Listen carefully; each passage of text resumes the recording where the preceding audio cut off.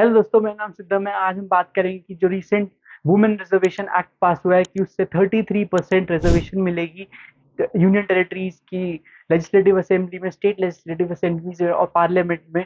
और कितना बड़ा ये ऐतिहासिक स्टेप है, उसी के बारे में बात करेंगे। और अगर आप मेरे चैनल पे पहली बार आया तो please subscribe, like and comment on my channel. और भी कोई सजेशन हो तो प्लीज कमेंट बॉक्स में जरूर लिखना। अगर ये बात करें तो जब अभी स्पेशल सेशन हुआ था G20 समिट के बाद, उसमें ये लेजिस्लेशन पास हुआ। और जितनी भी थी फुल पास हुआ, सिर्फ 2 मेंबर्स थे जिन्होंने अपोज करा लोकसभा में, और उनका ही बाद बताऊंगा मैं क्यों करा। और बाकी ये हो गया, और इससे बहुत सारे नए आर्टिकल्स हमारे कॉन्स्टिट्यूशन में डल गए, जैसे कि आर्टिकल 330A, 332A, और साथ ही में 239 के क्लॉज फर्स्ट, और उसमें भी सब क्लॉज बी। और इसी से सारे कानून लागू हो सकते हैं। और SC ST के लिए, OBC के लिए रिजर्वेशन नहीं हुआ, वो भी मैं आगे बताऊंगा क्यों नहीं हुआ। साथ ही में रोटेशन ऑफ सीट्स का क्या इसमें मसला है, और क्यों इस पे इतनी ज्यादा चर्चा हो रही है कि ये तो बहुत अच्छा करा कि पास हो गया, बट रोटेशन ऑफ सीट्स का क्या मतलब है। ये रोटेशन ऑफ सीट्स का अगर सबसे पहले इसी की बात करूं तो इस पे ही है कि रोटेशन ऑफ सीट मतलब एवरी टू 1/3 रिटायर हो जाएंगे और उससे नए होंगे, जैसे कि राज्यसभा में अभी होता है कि 2 साल के बाद।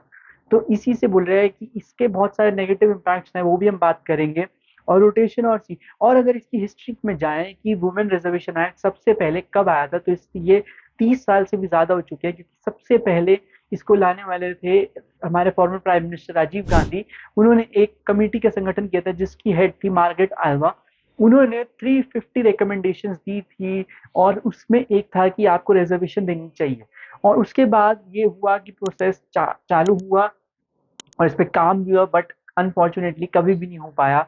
और इसके बाद खाली राजीव गांधी ने नहीं, I K गुजराल, हमारे देवे गौड़ा, अटल बिहारी वाजपेयी, सब ने कोशिश करी बट कभी भी नहीं हो पाया। और इसलिए बोल रहे हैं कि इतना ज्यादा हिस्टोरिक स्टेप है कि हो चुका है, लेकिन अभी भी ये कानून तो बन गया, मतलब प्रेसिडेंट के साइन हो चुके हैं, एसेंट मिल चुका है, बट इसके कोई रूल्स रेगुलेशंस नहीं आएंगे, ठंडे बस्ते में पड़ा रहेगा।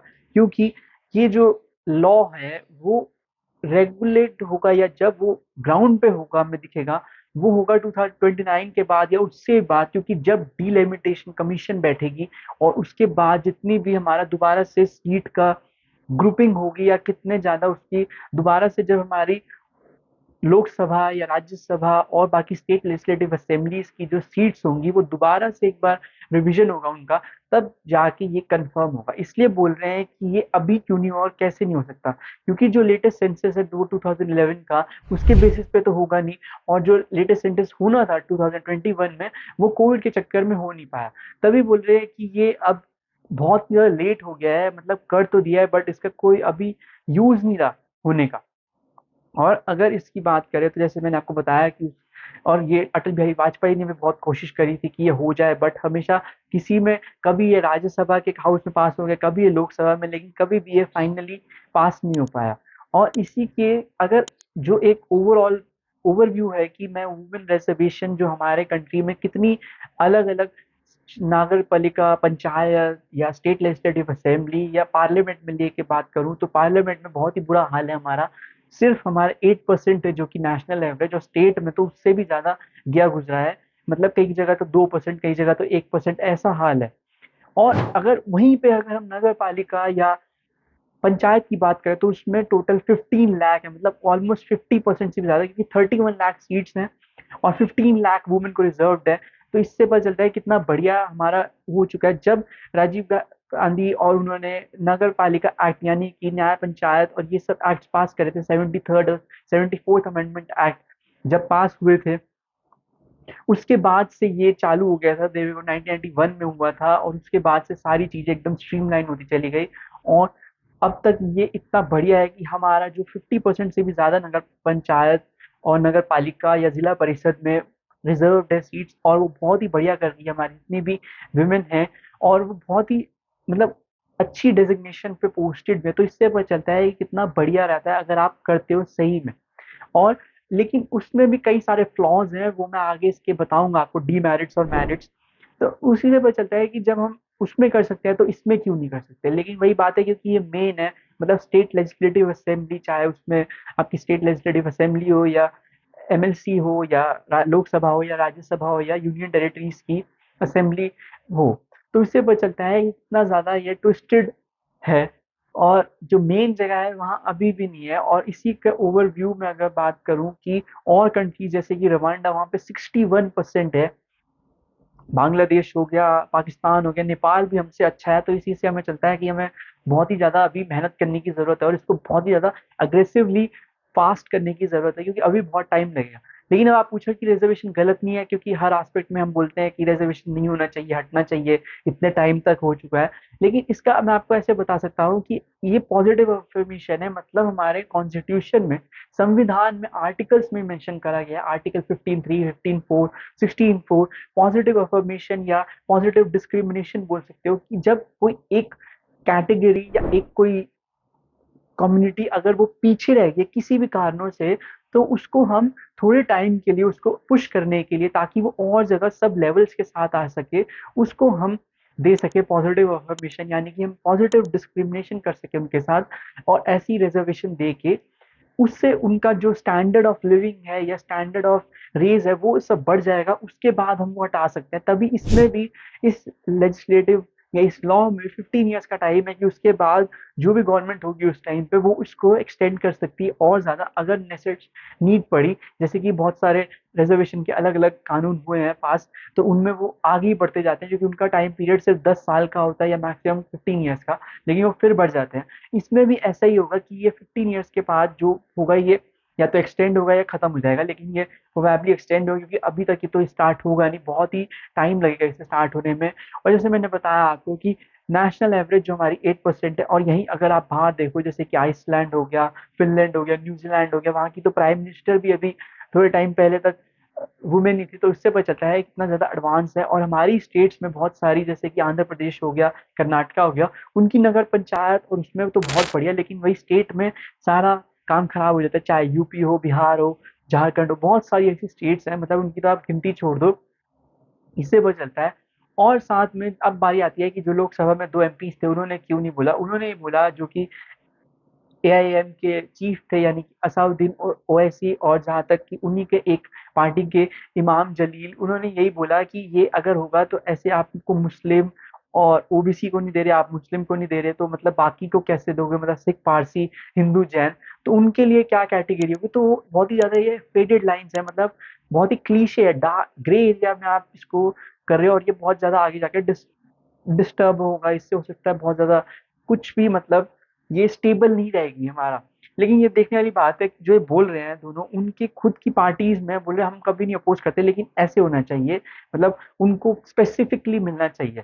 और उन्हीं की पार्टी में कोई भी फीमेल नहीं, यहाँ तक कि कोई स्पोक्स पर्सन नहीं, कोई चीफ सेक्रेटरी नहीं, कोई जनरल सेक्रेटरी नहीं, प्रेसिडेंट तो छोड़ ही दो। तो इससे पता चलता है कि एक मेंबर भी जिनकी पार्टी में नहीं है वो बोल रहा है कि ऐसे होना चाहिए। तो वो थोड़ा सा डिस्टर्बिंग है, या देखने वाली बात है कि पहले सेल्फ असेस करने की उनको जरूरत है, उसके बाद देखते हैं क्या होता है। और अगर इसकी और हिस्ट्री में बात करें, जब कॉन्स्टिट्यूंट असेंबली बैठी थी, यानी कि डॉक्टर बी आर अम्बेडकर या और जितने बाकी थे, उन्होंने उस टाइम पे सबने अपोज करा था कि हमें नहीं चाहिए। अगर हम चाहेंगे, अगर हमें चाहिए होगी, तो हम लेजी हो जाएंगे, हम काम नहीं करेंगे, हमें लगेगा कि हम तो सिलेक्ट हो ही जाते हैं, हमें इतना ज्यादा मेरिट के बेसिस पे वर्क नहीं मिलेगा, या हमें फाइट नहीं करनी पड़ेगी पॉलिटिक्स में आने के लिए, हमारे लिए तो सीट पक्की है। और इसी ने बोलता है, अभी भी यही बोल रहा है कि अगर आप इतनी ज्यादा दे दोगे, तो उनका है कि वो मेहनत नहीं करेगी, वो काम नहीं करेंगे, उन्हें पता है कि भाई आएंगे, हम चले जाएंगे 2 साल के लिए, हमारी सीट रोटेट हो जाएगी। तो ये दोनों लिंक है आपस में, कि भाई हम पहले मेहनत की और हमें मिल भी जाएगी सीट, और दूसरा रोटेट तो होनी है, तो इतना ज्यादा किसी एक कॉन्स्टिट्यूएंट असेंबली में या राज्यसभा की सीट पे क्यों आपको इतनी मेहनत करनी। तो इसी से पता चलता है ये बहुत ही ज्यादा वो है। और अगर ग्लोबल जेंडर रिपोर्ट की बात करें, तो उसमें तो हमारा बहुत ही बुरा हाल है। हम और इंटर पार्लियामेंट्री यूनिट, जो इंटर पार्लियामेंट्री की रिपोर्ट आती है रिप्रेजेंटेटिव, उसमें भी हम 140 से 145 के बीच में घूमते रहते हैं।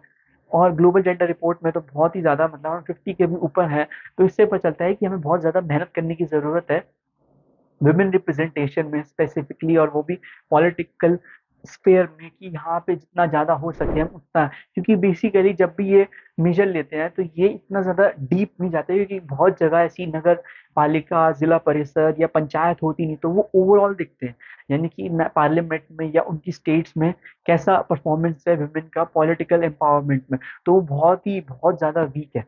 और दूसरा ये बात पता चलता है कि जब सिलेक्ट हो जाएंगी विमेन या जितनी भी, जब भी ये होंगे जीतेगा और जब भी डायरेक्ट इलेक्शन से 1/3 सीट्स जो भी हो उसमें वो अपॉइंट होके आएंगी, तो क्या उसके बाद वही चलाएंगी?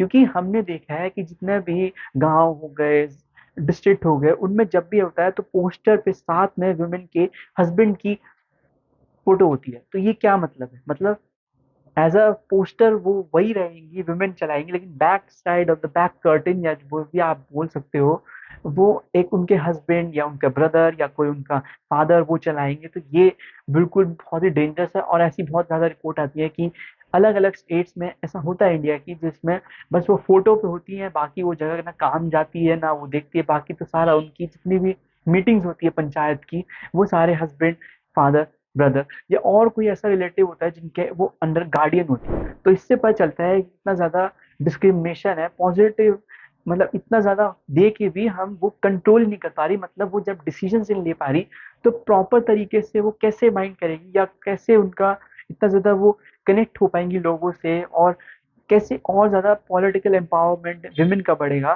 क्योंकि वो तो खुद डिसीजन ले नहीं रहे, उनकी जगह कोई और आके डिसीजन ले रहा है, और वो भी सारा कुछ वही माइंड कर रहे हैं कि कैसे इसमें सीट होगी, कैसे इस डिपार्टमेंट में इतने पैसे जाएंगे, या इन गांव में अगर ये भेजना है, कोई मान लो पानी की प्रॉब्लम है तो वो भी मैं ही देखूंगा। तो इससे पता चलता है कितना ज्यादा डीप रूटेड प्रॉब्लम है मिसोजिनिस्टिक की, या हो गया आपका विमेन के ऊपर ऑब्जेक्टिफाई करने की। क्योंकि बहुत सारे ऐसे पॉलिटिशियंस हैं, मैं नाम नहीं लूंगा, वो बोलते हैं कि husbands are made for work and womens are made for kitchen. मतलब उनको खाली काम करने की, वो भी सिर्फ घर का, वही सूट करता है। तो इससे पता चलता है कि हमें आदत है वुमेन को ऑब्जेक्टिफाई करने की, तो वो बहुत जानी चाहिए। और ये डीप रूटेड कल्चरल या माइंड प्रॉब्लम है जो इसको ठीक करने की बहुत ज्यादा जरूरत है।